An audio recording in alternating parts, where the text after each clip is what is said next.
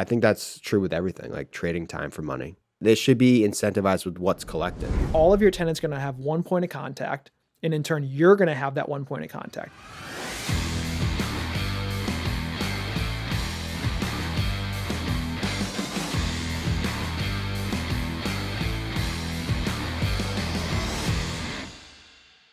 Welcome back to the Sky's Limit podcast, a deep dive into real estate investing with Mike and Ryan. I am Ryan. Mike, how are you? What's up, Ryan? What's going on? Glad to be back here. I think this weekend was the first time I've had one full day of no events all summer. And It was pretty awesome. Sunday was a free day. I got a lot of stuff done around the house. Saturday, I had a baby shower. And riveting. Yeah. My wife went early. It was her friend. She went and set up, got out of the car, and guess what? May had issues. She had a pretty good blowout. Tell us what really happened. It was one of those days that we got it cleaned up. It was so humid, so hot. I had to change her in the back of the car. It just made me more late. But we got her cleaned up, and she was love that. Yeah, she was a happy camper. Yeah. So, how about you? Sounds like I'm still not ready for kids yet. No offense. Yeah, still not ready. Couple years ago. Couple years from me, minimum. I had engagement photos down in my hometown of Waterford, so it's about an hour south of where we are here. Sure enough, leaving Friday afternoon, 4:00, and I-84 is closed. Apparently, there was two gangs shooting each other. So, got rerouted. It took an hour and 40 minutes to go down. Traffic galore. Finally get down there. Tried to leave early, of course. All late as well. And the shoot went fine. Did a little beach day on Saturday, and Sunday I played golf. Actually shot my best round, 9-hole round. Shot a 38. No mulligans, no breakfast balls, no redo. So it was a legit 38. And then of course, blew up on the back, but that's golf. So right. Isn't your brother a golfer? He's the most amazing golfer I've ever personally seen. Really? Yeah, he's incredible. He he played in the Connecticut Open, which I guess is a kind of a big deal. Actually, It was really cool. My mom and I went and saw him. I am rarely on a golf course because I am not good at all, so I don't play. Yeah, we followed him around for 10 out of 18 holes, and it was a beautiful day, gorgeous course. What did he shoot, do you know? No idea. You have no idea. No idea. I don't know if a 38's good, if a 340 is good. Have you ever played? Yeah. Yes. Just not like publicly? That would be... They wouldn't let you back? That would be correct. Yeah. My brother Connor and I started golfing at the same time. Like, I remember the day to this day when we first started. We were just took out drivers in my grandparents' from my grandparents' garage and just started hitting balls. Mm-hmm. And from the get-go, he was just knocking them clear across the road, like really beautiful shots. And I was always like, just didn't get that gene. I always had that slice, hook or a slice. I don't know which one's which. They both exist and they're real and they happen all the time. Yeah. So, that's all right. Golf's not your thing. It's okay. Not my thing. It's kind of like an expensive sport to get into, but it's cool because you can play it for like the rest of your life. Dude, people love golf. Yeah. Obsessed with golf. You know what I'm kind of jealous of? Like, people say that big business deals get done on the golf course. Is it true that a beer cart comes around, or you literally know nothing about golf? Absolutely nothing. Yes, a beer cart comes around and you can purchase alcohol from them, and they'll come around multiple times, amazingly enough. Wow. So maybe you should give it a shot. Maybe I should. I would probably play better with a drink or two, maybe. Yeah, a lot of people play better with because you just loosen up. Your nerves aren't, especially on the first tee. Come in with a little couple drinks in you. It helps. Yeah. So. But let's talk about wins and losses. What do we got this week for the real estate portfolio? So we are selling a property. We're selling a property like we do to a buyer that we know, to a bank that we're using. He's using the same bank that we are. Something interesting happened though. I had a phone conversation with the banker that we are using and that he might use. And just want to make sure everything's cool. Like, hey, this is the story. We're going to be getting out of this loan we have with you, but good news, the buyer is going to be using your bank to make the purchase. So the loan that we have currently on the property, office building, the new buyer is going to use that same bank. Right. Not assumable. Wish it was, but nonetheless. Like, hey, look, you've already done an appraisal, you've done an environmental. Like, what is that looking like for us and for him?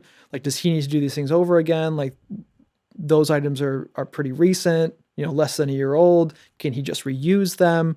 Basically, the answer was no, which is okay. But on the environmental front, I'm like, hey, look, I know usually when properties change hands and there's oil tanks involved, those tanks need to be removed. But when we bought it, we did an environmental and you guys didn't require us to remove the tanks. And he's like, what tanks? And I'm like, the oil tanks that are in the ground. Yeah, they showed up on the environmental scan like and heat the building. Right. He's like, oh, let me call you back. Calls me back 5 minutes later. He's like, I cannot believe this happened, but we totally missed those oil tanks that are in the ground. That's brutal. Yeah. So basically we should have removed them when we purchased them. But now that it's changing hands again, we're going to have to pay to have them removed. What's the cost to do that? Did you look it up yet? Yeah. Yep. So we have 1,000 and a 500 gallon. It's going to be probably 6,000 each. Each tank. Correct. That's brutal. Yeah. So something to keep in mind though, it's not just the removal. Yeah, it's testing the soil. Yeah, that's true. So you could remove the tanks and you could be all fine on that front, but if the soil's ruined, that's an issue. Nonetheless, that's a big L. That's going to hurt. I got to stop coming up with L's. Yeah, just a big old loser. Right. For me, it's probably Main Street, 425 Main Street, Middletown, Connecticut, that mixed use building we own. So we bought this building earlier this year, end of March this year, and there's a lot behind the building that we also own, and like just like any city parking, this parking is coveted. So you want to kind of police your spots because they get abused. And sure enough, we buy this building and there's an attorney's office in this building. And we reach out to them in advance and we let them know that, hey, listen, we're the new owners. Nice to meet you. We're going to start policing the parking lot and we want to implement a sticker system. So here's your sticker. You're allocated X amount of spots. I think it was 6 at the time. And you're able to use these stickers to kind of secure your spot because we're going to start towing cars that don't have a sticker. For whatever reason, they didn't want to put the stickers in the car. So sure enough, our tow guy comes in and he tows one of the paralegals' cars of this attorney's firm. And apparently the car was damaged. The tow company, they claim they didn't do any damage, but whatever. Maybe they did, maybe they didn't. And so they freak out on us, which rightfully so, I suppose, like if my car was damaged, but also just put the damn sticker on your car. Like we could have solved this issue. Just put the sticker on your car wouldn't have been towed. No issues. You were given notice well in advance. And there was this whole back and forth and like their attorneys, like obviously they know more about the law than we do just as landlords. But, our attorney recommended just like, see if you can solve this without going to like, any court or anything. So we offered to pay for the damage of the car, which we did, even though like technically wasn't our fault, whatever, be nice, play nice. And so just ridiculous. Like 2 weeks in owning this stupid building and this happens. Like, how do you plan for that? And so like we ultimately paid him $1,500 for that damage, wrote him a check, and hasn't been brought up to this day, but they had to rent a car, they had to pay for the damage. Like there's all these things and that just put the fucking sticker on your car. Right. It's like so simple. It makes me so angry to like think about how that could have been avoided. Right. But anyways, another L. Right. I think when you get into those kind of properties, I mean, this is a nice property, right? Like it's solid area, good property, well kept. You just have to, I don't know if budget's the right word, but you just have to know that having like tenants, like an attorney and the like, you're going to get complaints. You're going to get issues like that. Yeah. There's just there's an extra level of care that we personally thought that we took with them. But it also bring to like the next one of like this episode, which is like property management, right? It's like, so you cover like out of state property management, like long distance property management. It's all things property management related. It's probably like the most talked about part of real estate investing. It's probably it's probably the part that people are most scared about, right? I mean, when you first started, did you self-manage? Did you hire out? I self-managed all day long. Yeah. Did you know I used to write for Bigger Pockets? And if you're really interested, you can go look at it. But I wrote an article about property management, and I said that I would never have property management. Really? And look at you now. Yeah, it was a mistake. I will admit they should take it down. It was a mistake. Hmm. I was kind of adamant about doing things all on my own, and looking back, that's a mistake. Personally, I think it's important to maybe start out that way, but reflecting on everything, I think it's important to have a property manager in place. If you're an entrepreneur and you're building a business, you don't have a lot of money to start. You're doing your own marketing. You're doing your own advertising. You're doing your own bookkeeping. You're doing like all these things that are required to run a business, but you know what to expect when you eventually hire someone for that job. And I think property management is no different. Like if I didn't self-manage my small multifamily buildings, I wouldn't know what to expect with a manager, and I wouldn't have expectations to set. For at least for us, like we've had 4 different property managers like throughout our investing career, together, separate, like it doesn't matter, but we kind of really know how to vet a good property manager. At what point do you go from self-managing to hiring a property manager? Is it 5 units? Is it 6 units? Is it 10 units? Like, is there a number that works for you? That's a really good question. One, it's important to start out that way, right? Like Self-managing. Correct. Yeah. I think that it's not really, at least in my opinion, possible to put like a number of units until you get professional property management. Like, I don't know if the number 6 or 10, like, I don't know if I can peg that number. I think what I would say to that is that when you start to feel like when you're doing your own property management and it's pulling and tugging on like your personal life, right? Like you feel like, oh, just missed my kid's soccer game. Oh, I just had to cancel on my wife's on our date night, right? Because I've got to go and fix the leaking sink. That kind of thing. When you're feeling that strain on your personal life, I really think it's time to engage a professional manager. Or maybe you just have better like systems in place. So maybe you think like, oh, 10 units, you're starting to get bogged down with tenant calls and whatnot. And like, honestly, like that was my biggest like fear when I first got started. I was like, all right, I'm going to buy this little 2-family. I'm going to live here. And like, am I going to get a call at like New Year's Eve when I'm celebrating with my friends and family? Like, oh, I have to go do this. It's like, you might, you probably won't. Like statistically, you won't. Nope. Right? It depends how many units you have, but like statistically, you won't. Everything's going to be okay. And if and when you do get the call, because you will get a call, like my toilet's clogged or it's leaking or shower's leaking or I mean, I had a tenant story once where like she came home pretty drunk, honestly. Like I was living downstairs in my duplex and she was upstairs. She came home, heard her stomping on the stairs or whatever. It's another day. And all of a sudden I hear like this huge piece of glass break. I'm like, oh shit, what is that? I like let it go. We all go to bed. She texts me the next morning. She's like, hey, like, yeah, I just put a mirror through my wall. I'm like, oh my God, how did you manage to do that? She's like, well, I tripped. I'm like, all right, whatever. So I'm like the least handy person ever, but you just call someone. So you have like your list of vendors you call. So like you call your local sheetrock guy or your taper, your painter, whatever. So like, I think systems are important and I think you can scale with systems and having your preferred vendors. But I think there is a point where it will, tug on your social life and your personal life. And for me, that was probably about 10 units.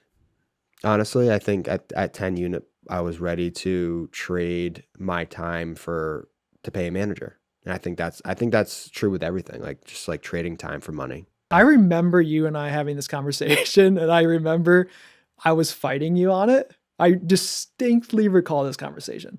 You're like, Ryan, we could pay this guy $300 to manage this property and we would never get another tenant call. It's wild to me. And I just like, looking back, I kind of cringed because I couldn't wrap my head around it. But now I hate to admit that maybe you're right. But yeah, let's talk about the costs. Yeah. So for us, typically 8 to 10% is kind of the going management fee. Again, we're C to B class multifamily rentals. We have some larger office buildings that are a little bit cheaper, like quote unquote professional tenants. So you're not getting those 6, 7, 8, 9 p.m. calls. Like everyone's working typically 8 to 5, and if something happens, it's during those hours. But obviously, there's the one-offs. But yeah, I think for multifamily, 8 to 10%, and that includes bookkeeping. So that includes, and I get this question all the time from a lot of my clients, is like, what does that include? So for us, at least the managers that we use, it's bookkeeping. So they'll do all your financials. They'll basically whatever software system they use. It's not Excel, so they have an actual software system. One of the most popular ones is Buildium. We use that. Yep. So they'll do all the bookkeeping. They'll collect the rents. They'll answer the tenant calls. They will have already their preset list of vendors. So when they field that tenant call, they will then send out that contractor, plumber, HVAC guy, roofer, whatever. Most people will do their own leasing. And then I guess one question to ask a property manager is, okay, there's two types of leasings, right? So if a tenant's already there and they move out, will you then go lease out that unit, and what will you charge for that? So most property managers will charge 1 month's lease up fee, so 1 month's rent. Another thing to ask your property managers would be, have to do rehab. Like obviously I will pay for the cost to do the rehab, but are you charging me a management fee on top of the rehab? So we've had, property managers that include that management of the contractors to renew, like to, spruce up that unit, the painting, new vanities, flooring, whatever it may, carpets, whatever it may be, like that's all included in their 8 to 10%. Right. And I should clarify this. It's 8 to 10% of gross rents collected. It should be. Yeah. And then there's other property managers. Right. Another question to ask is, okay, you're going to charge me 8 to 10% of gross rents. Is it of collected rents, or is it of just the total rent roll? So if you have a 3-family house and it's making $3,000 a month, let's go on the high end 10% for all those things: bookkeeping, management, tenant calls, everything. So $300 a month. If my math checks out, I think it does. That's good. Okay. So if it's $3,000 a month, $300 a month in collected rent, and they don't end up paying that month. So let's just say one unit doesn't pay. So you have $2,000. Are they still collecting $300 a month based on like everyone paid, or are they only collecting on what's rents were actually collected? What do we pay? So we pay on what's only collected. So if I have a 3-unit building and it's $3,000 a month in rent, and he only collects $2,000 a month because one unit doesn't pay, we're only paying 10% of what's collected, $200. That seems fair. But there are certain property managers that will collect no matter what, but there's no incentive there, right? Think about that. If I'm your property manager, my fee is 10% of the rent roll versus what's collected. Like I'm making my management fee no matter what. I mean, it could be no tenants could pay and I'm still getting paid. Like this should be incentivized with what's collected, in my opinion. Absolutely. So. I'm actually impressed with one of our property managers, and based on location, like that's why we have 4. Like Connecticut's not even a big state, but like they don't want it. And I get it. Like they don't want to travel like all over the state to manage these places. But anyways, our Airbnb spot, I'm impressed because like you said, they're incentivized to a degree, right? Like the property managers we have are paid on collected rents. So he saw that we're kind of getting towards the end of summer, right? The Airbnb income was and is good still, but better than a normal tenant, right? Like normal 12-month lease. But he saw that it was slowing down, and he's like, "Hey guys, these are our options. I see the Airbnb, the rentals, going out into August and whatever months are coming up, are kind of going down, getting a little bit slower. Like, why don't we pivot to this? Or what do you think about this?" So what he was doing with that is like, hey, look, I'm collecting 12%. 12%. So he's seeing like, look, collected rents are getting a little bit low. I see him trailing off in the coming months. Let's pivot, right? So he was seeing his income pivot to an academic rental, right? So he like was September to like correct April, May, yeah. So he was seeing his income, which is correlated to our income, go down. Right. So he was suggesting something that might boost our income and in turn his. So it's definitely something to look out for. Do you handle evictions? It's a big part of any weight on any landlord is like, what if I have to go through an eviction? Who's handling that? For the 8 to 10%, like our guy does. We just had to throw somebody out. The marshal came in our Airbnb spot and, well, not the Airbnb side, but a regular rental Right. down by the beach, and had to throw somebody out, and our property manager charged for that. But I think it's important to read the fine print on, Yeah. So on those contracts. do you handle evictions as a property manager?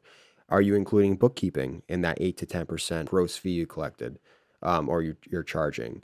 Do you charge 1 month's rent if I have to renew a lease, or do you charge 1 month's rent if you have to find a new tenant, which I would argue is totally fair? Are you supplying your own leases, or am I required to do my own, supply my own lease? I mean, but yeah, I think having a property manager who owns his own property, that's probably a good decision to make. Right. Yeah. Yeah. Speaking of, when I lived in Texas and was an out-of-state property manager, I was that person. I was a property manager that owned buildings and had some experience. And to be completely honest with you, looking back on that, what I did was not advisable. The most frustrating thing was the simplest stuff. Like when someone said, Like changing a light bulb. correct, Or fixing a P-trap under the sink. correct. Or clogged toilet. Yep. Because all of those items that you could fix yourself really easily, all were. So what do you now do? How'd you make it work? costs. Two things. One, have a decent property management platform like Buildium, like Appfolio, like there's a number of them. You're self-managing from thousands of miles away, long distance. I was like long distance 15, investing. 2,000 miles away. Okay. Right. It's worth it. It tracks everything. You can automate things. Like, I know there are Excel geniuses, which I am not, but Excel just can't do all that stuff. And two, you have to have people in place. But then it just goes back to the question, like, okay, at what point is it worth just hiring a property manager? Like, so you're paying for this property software system. Obviously, it's your time invested in it. And I'm sure there's a number of other things. So, if I could pay a property manager 8 to 10% to just deal with all that, why wouldn't I? Especially from long distance. I mean, obviously you have to trust the guy, but like. Let's dissect that for 2 seconds. Okay. Because you're right. And again, I hate to admit that, but you're right. But I'm just thinking about it, like, if I'm like living in if I'm house hacking, which is again living in like one of the units and rent, like I'm literally sharing walls with my tenants. Like, I could see self-managing that, and I think you should, especially if it's your first one. But then, like, obviously, as you grow, maybe you move out and you still keep buying property. Like, at what point is it like cost effective to hire out? Because let me give you an example. Right. You have a duplex. You're getting $1,000 a month each side. Okay. $2,000 total. Very good.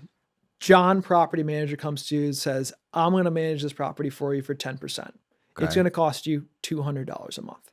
You come and talk to me and say, hey, Ryan, this is what John, property manager, proposed to me. What do you think? And I say, well, geez, I'm paying $175 for Buildium to manage this one property. You're going to get a full-blown property manager that uses maybe the same system. You're going to get all the property management experience that they have. All of your tenants are going to have one point of contact, and in turn, you're going to have that one point of contact, right? You're creating that separation. Mm-hmm. You're going to get full-blown bookkeeping for $25 more than I'm paying for my single standalone software system. And I have to take all the tenant calls. I have to deal with all of that. It just seems so worth it.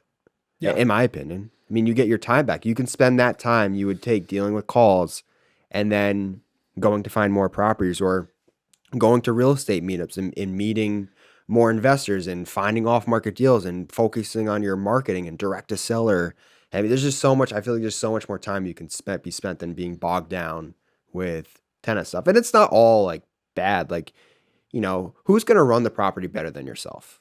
Like, if you cannot find something better to do with your time than having a back and forth crazy text conversation with your tenant that's complaining about that darn leak that's under their sink, then maybe you should self-property manage. I'm going to put you on the spot here. Okay.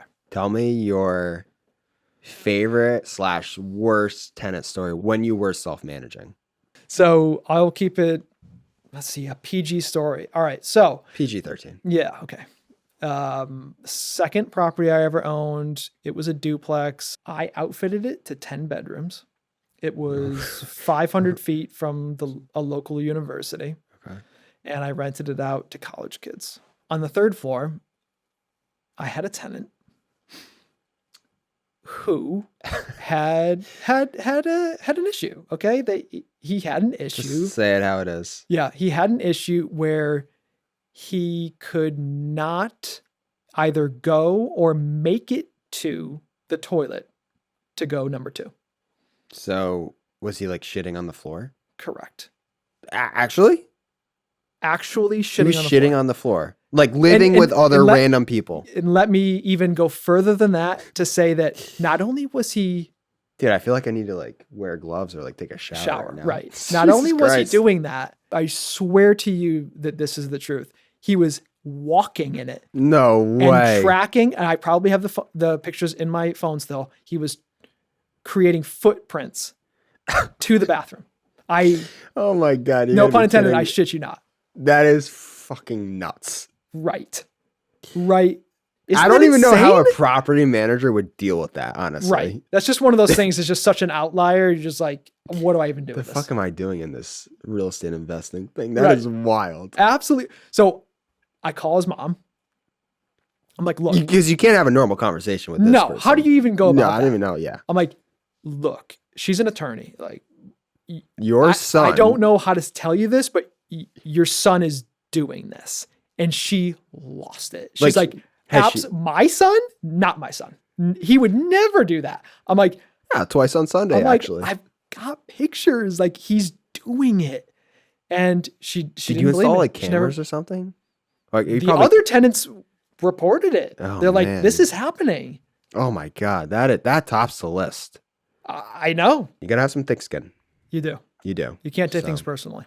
I think you'll know when the time comes. I mean, it's really just like, how much are you worth? Going back, we've said this before. How much are you worth per hour? And can you pay a property manager to do it almost as good as you? Because no one will do it as good as you, but almost as good as you. Yeah. And like I said, I think it's important when you feel like it's affecting like your quality of life, that's when you pull the trigger. For me, I will never forget. And when my wife, Brenna, listens to this, she will remember this also. We were at our favorite restaurant.